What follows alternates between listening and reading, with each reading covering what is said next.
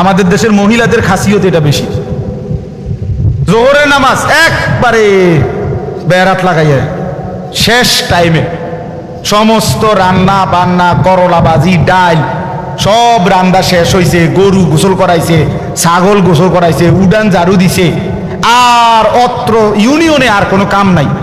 সব কাম শেষ কইরা এবারে বুড়ি গেছে গোসল করত। গোসল করে আইসা এরপরে আইসা রুকু সেজদা দপাদপ 12 রাকাত নামাজ 27 মিনিটে উড়াইয়া লাইছে, সোজা কথা সুরা লাইছে নামাজ দুমাদুম নামাজ। সব মহিলা না, যে মহিলা এমন করে না উনি রাগ করার দরকার কি, আপনি তো এরকম করেন না। আর যে বেডি এরকম খাচ্ছতের আপনি রাগ করলে কি, আপনি সেটলে কি, কথা বুঝেন নাই? কথা আপনি সেটটা ভালো হয়ে যান, কথা বুঝেন না? আপনি যদি জিদ ওঠে আপনি এটা বলেন যে যা হুজুরে এত বড় কথা কইল, যা 1:01 বাজে নামাজ পড়লাম। তো মাশাআল্লাহ, আমরা তো এটাই চাই, আপনি যাতে এরকম সেত ওঠে। বন্ধু মনে রাখো ভাইয়া, একটা কথা শক্ত কই, রাগ হইও না প্রিয় ছেলে বাপ। এই কপাল পৃথিবীতে উপার্জনের দুনিয়াবি কোনো কাজে লাগে না। এই হাত পাও এগুলা মানুষের অঙ্গ প্রত্যঙ্গ কাজে লাগে বিভিন্ন উপার্জনের কাম। এই কপাল এটা দুনিয়াবি কোনো কামে লাগে না, এটা কোনো কাজের জন্য, কোটা দিয়ে কোনো উপার্জনের কোনো কামে, দুনিয়ার কামাইয়ের কোনো কাজে এই কপালের এটুকু জায়গা ব্যবহার হয় না, এটা লাগে না আর কি। তাই এটা আল্লাহ তাআলা কেন বানাইছেন? খোদার কসম রব্বুল আলামিন এই কপাল শুধুই সেজদার জন্য বানাইছেন, শুধু সেজদার জন্য। এজন্য যে কপাল সেজদা দেয় না, যে কপালে সেজদা নাই, তুই মানুষও না, মানুষের বাচ্চাও না। ইনসানের কোনো কাতারে সে পড়ে না, সে কোনো মানুষের কাতারে পড়ে না। ইনসানের কোনো কাতারে পড়ে না যার কপালে সেজদা নেই। কারণ কপাল বানানোই হয়েছে, সেজদা কাকে বলে? ওয়াদউল জাবহাতে আলাল আরদ, জমিনের মধ্যে কি রাখা, তো কপাল রাখাটারই কি কয়? তার মানে সেজদা কপাল, কপাল বানানোই হয়েছে কিসের জন্য? সেজদা। নবী সাল্লাল্লাহু আলাইহি সাল্লাম বলেন, আকরাবু মা ইয়াকুনুল আবদু মির রাব্বিহি ওয়া হুয়া সাজিদ। নবীজি বলেন কোন বান্দা আল্লাহর সবচেয়ে ঘনিষ্ঠ হয়, আকরাব সবচেয়ে ঘনিষ্ঠ হয় যখন সে সেজদা করে, সেজদা করে। এজন্য আমার শায়েখ আল্লামা মুফতি মুশতাকুন নবী কাসিমি হুজুর সবসময় এটা বলে যে কোন বান্দা যখন সেজদা করে তো আল্লাহ তাআলা তার পিঠে মাথায় এভাবে হাত বুলায় দেয়, আদর করে। আল্লাহ আদর করে, আল্লাহর কুদরতি পায়ে সেজদা দেয়, মালিক তখন আদর করে দেয়, পিঠে মাথায় হাত বুলায় দেয়। আল্লাহ ডেকে বলে, আনিস আমারে সেজদা করছো না, ইরফা রাসা, উঠো, মাথা উঠো, ওঠো, বসো, বসো। আর কিছু বলবা কিনা বলো। তো বান্দা বলে আত্তাহিয়াতু লিল্লাহি ওয়াস সালাওয়াতু ওয়াত তাইয়্যিবাত। আল্লাহ বলে আচ্ছা আমার প্রশংসা করলাম, খুশি হলাম, আর কিছু? আল্লাহুম্মা সাল্লি আলা মুহাম্মদ ওয়া আলা আলি মুহাম্মদ। ও মাশাআল্লাহ, আমার বন্ধুর প্রশংসা করলা, দুরূদ পড়লা, আমি এত খুশি হলাম, এখন কিছু আর বলবা? তো বান্দা বলে আল্লাহ সেজদা দিয়ে আপনার কাছে আসলাম, আপনার প্রশংসা করলাম, আপনার বন্ধুর দুরূদ পড়লাম, একটা উদ্দেশ্য আছে, মাকসাদ আছে। কি মাকসাদ, কি উদ্দেশ্য? আল্লাহুম্মা ইন্নী যালামতু নাফসি যুলমান কাসীরা। আয় মাওলা, আমি বড় নাফরমান মাওলা, আমার গুনাহ অনেক বেশি মাওলা, আর আমি জানি ওয়ালা ইয়াগফিরুয যুনুবা ইল্লা আনতা, আপনি ছাড়া আর মাফ করার কেউ নাই। এই জন্য আপনার এত কাছে আসলাম, আপনার স্পর্শ পেলাম, আপনার বড় আকরাব ঘনিষ্ঠ হলাম। উদ্দেশ্য হলো ফাগফিরলি মাগফিরাতাম মিন ইনদিক, আপনার পক্ষ থেকে আমারে ক্ষমা করে দেন, ওয়ারহামনি, আমার একটু দয়া করে দেন, ইন্নাকা আনতাল গফুরুর রহিম, আপনি মাফ করবেন না কা, আপনি তো ক্ষমাশীল, আপনি দয়া করবেন না কেন, আপনি তো রহিম, দয়াবান। আল্লাহ বলে কস কি রে বান্দা, এত আদর করে বললে মাফ না করি কেন? হ্যাঁ কি কইছেন এখন? আল্লাহু আকবার।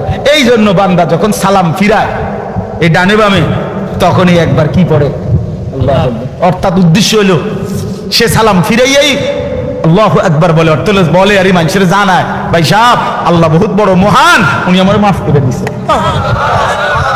আল্লাহু আকবার। এই জন্য আপনারাই তো কইয়া উঠলেন আল্লাহু আকবার। নিজে নিজে। আল্লাহু আকবার। জন্য দোস্ত, বান্দা সেজদা দিয়ে বসলে সালাম ফিরাইবার আগে আগে রব মাফ। চলো ইনশাআল্লাহ রাত গভীরে চলো নিয়ত করি ইনশাআল্লাহ। নওজোয়ান, আগামী দিনে ইসলামের জন্য তোমাদের দরকার। আগামীর পৃথিবীতে কালেমার পতাকা উড়াবার জন্য নওজোয়ান তোমরাই দরকার। প্রিয় নবী সাল্লাল্লাহু আলাইহি ওয়াসাল্লাম তারিখের মধ্যে কথা স্পষ্ট আছে।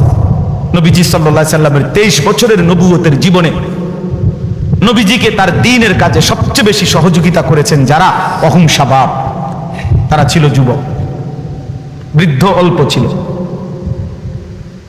হযরত আনাস ইবনে মালিক 10 বছরের যিনি নবীজির খাদেম ছিলেন, তিনি বলছেন, কুন্না নাগজু মা রাসূলিল্লাহ সাল্লাল্লাহু আলাইহি ওয়াসাল্লাম ওয়া নাহনু শাবাব। আমরা নবীজির সাথে যুদ্ধ করতাম, প্রত্যেকটা জিহাদে অংশগ্রহণ করতাম। ওয়া নাহনু শাবাব, আর আমরা ছিলাম যুবক, আমরা ছিলাম যুবক, নওজোয়ান।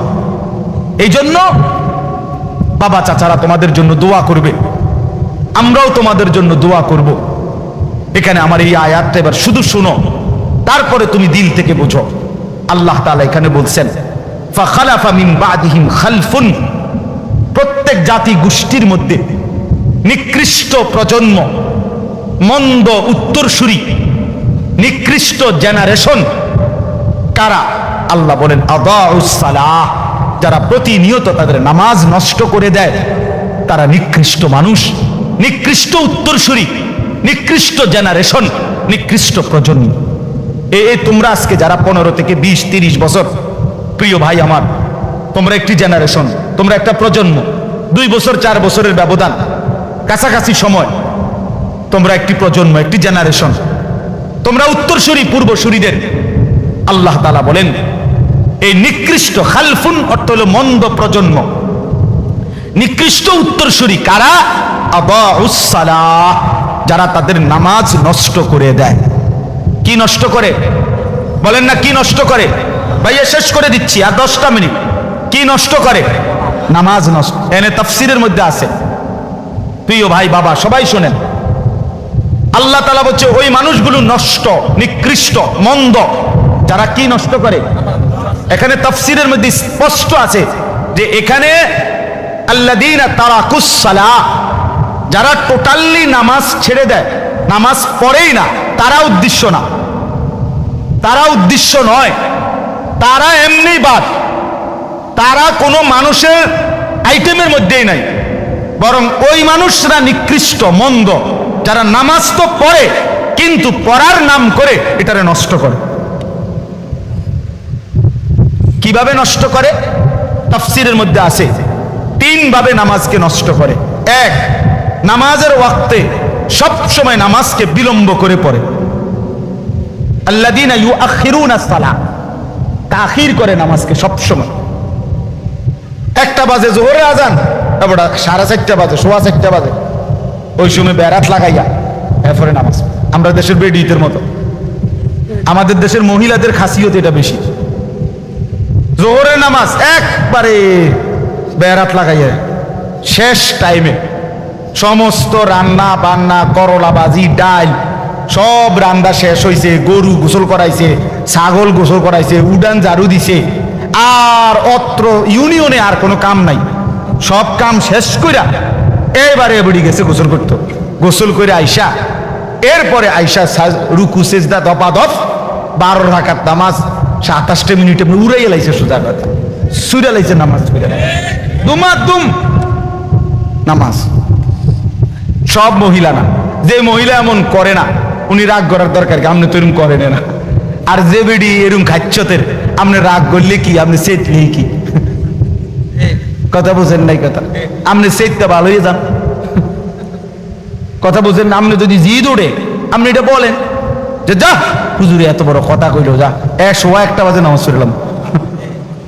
তো মাশাআল্লাহ, আমরা তো এটাই চাই, আপনি যাতে এরকম চেত ওঠে। এই জন্য যারা নামাজকে দেরি করে, নামাজকে দেরি করে, নবীজি সাল্লাল্লাহু আলাইহি সাল্লামের স্পষ্ট হাদিস আছে, বয়স্ক বাবা, মাঝ বয়সী, আপনাদেরকেও বলি বাবা, নবীজি বলছেন ওই নামাজ মুনাফিকের নামাজ।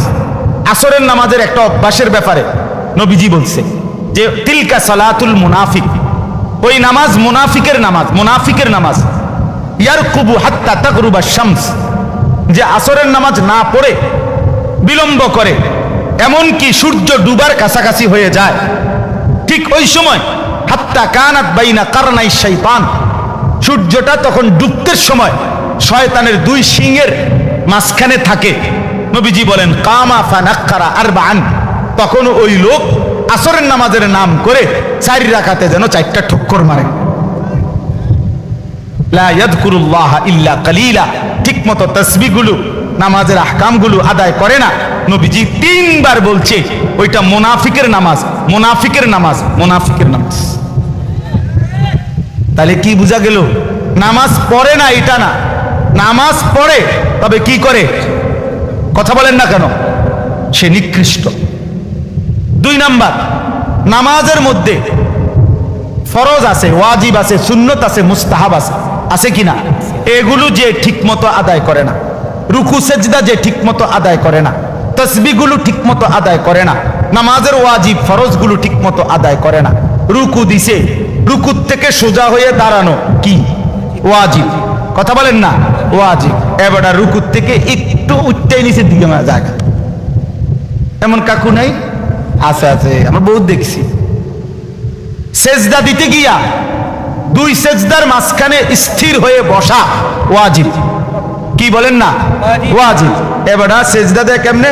একটা সেজদা দিয়া মাথাটা একটু আলগি দিয়ে আরেকটা মাথা পটপট করে 2টা সেজদা মেরে দিল। আরে বুঝলেন আপনি কি সেজদা দিলেন? মাঝখানের ওয়াজিব ছুটে গেল যে। কথা বলেন নাই? এই আল্লাহ তাআলা বলছেন এই মানুষগুলো হচ্ছে নিকৃষ্ট। নবীজি সাল্লাল্লাহু আলাইহি সাল্লাম বলেন আসরাকুস সারিক, রুকু সেজদা যে চুরি করে সে সবচেয়ে বড় চোর, বড় বিগ চোর, গ্রেট চোর, বড় চোর, চোর দা গ্রেট। হ্যাঁ, তাইলে বুঝা গেল নামাজকে যে ফরজ ওয়াজিব মুস্তাহাব সুন্নাত ঠিক মতো আদায় করে না, সে তার নামাজকে কি করে? নষ্ট করে। 3 নাম্বার হলো নামাজের জামাত যে ছেড়ে দেয়, জামাতে যে নামাজ পড়ে না, এটাকে অভ্যস্ত বানায় নিছে জামাত ছেড়ে দেওয়া, এই ব্যক্তিও নামাজকে নষ্ট করে। তাহলে আমার ভাই, আমার বাবা, যদি আল্লাহ তাআলা এখানে বলছেন নামাজকে পড়ার নামে যারা নামাজকে নষ্ট করে তারাই নিকৃষ্ট, এবার যারা টোটালি নামাজ পড়ে না তারা কি?